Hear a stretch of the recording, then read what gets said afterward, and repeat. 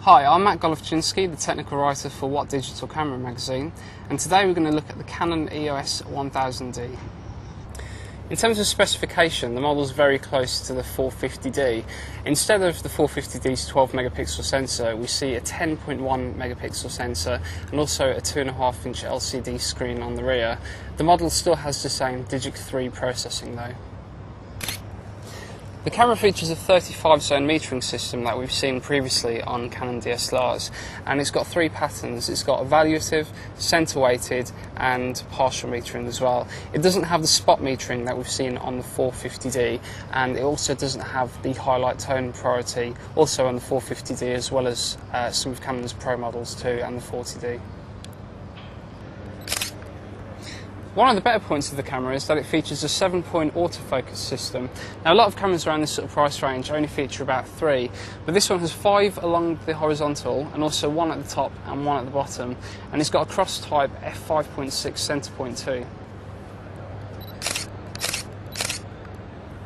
The camera also features a live view with 2 autofocusing modes, a quick mode and a live mode. The quick mode, as you probably guessed, is the quicker of the two, and it uses phase detection in between a temporary blackout to achieve autofocusing. The live mode uses contrast detection, and it's a little bit slower, but you benefit from getting an uninterrupted view of the feed. Have a look at the back. We've got the menu and display buttons at the top here. Underneath those is the 2.5-inch LCD screen, which features a 230,000 dot resolution. Round on the other side, we've got the zoom in and out buttons, which have been coupled with focusing functions too. And down the side here, we've got exposure, compensation, white balance and print buttons. And the menu pad has the picture styles, focusing, metering and drive mode functions assigned to it too. The set button in the middle activates the live view, or you can set it to do other things too. And right at the bottom we've got the play and delete controls too. Okay, so if you have a look at the top plate, we've got the power switch right there, which sits around the mode dial. The mode dial's got the basic sort of creative zone modes such as manual, aperture priority, shutter priority and program, and then you've also got 6 further scene modes such as portrait and landscape. In front of that you've got an ISO switch which allows you to access the ISO range up to a maximum of ISO 1600, and in front of that you've got a small front command dial as well, which you operate the menus and exposure settings with.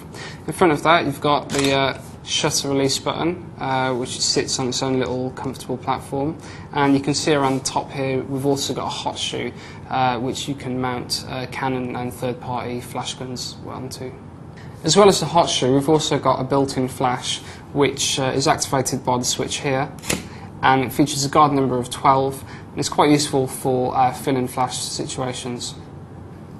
As with the 450D, we've also got an SD card slot around the sides here, and this is the second Canon camera to feature a single SD card slot, as it's supported media type.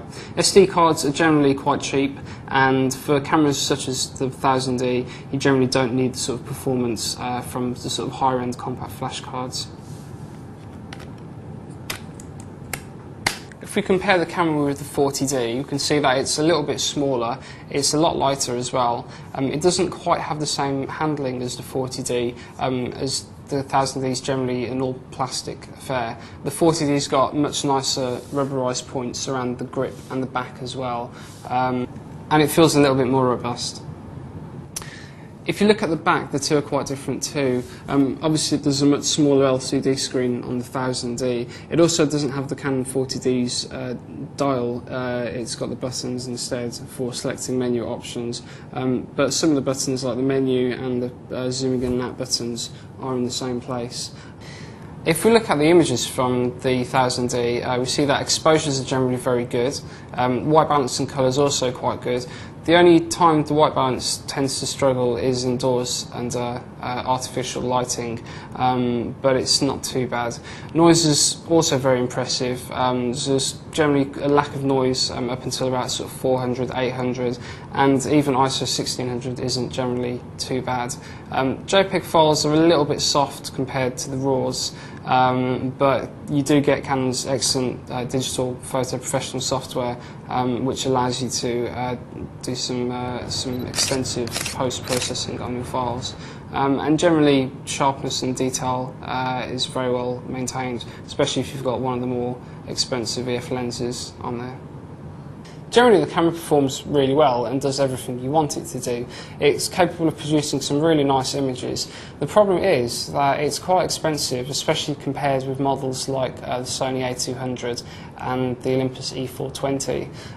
At the moment, the camera stands at around £580 with its kit lens, while its competition is about half that. So once the camera drops under about £400 or so, I think it would be quite a good model, but at the moment it's just the price that really lets it down. Overall, we give it 85%.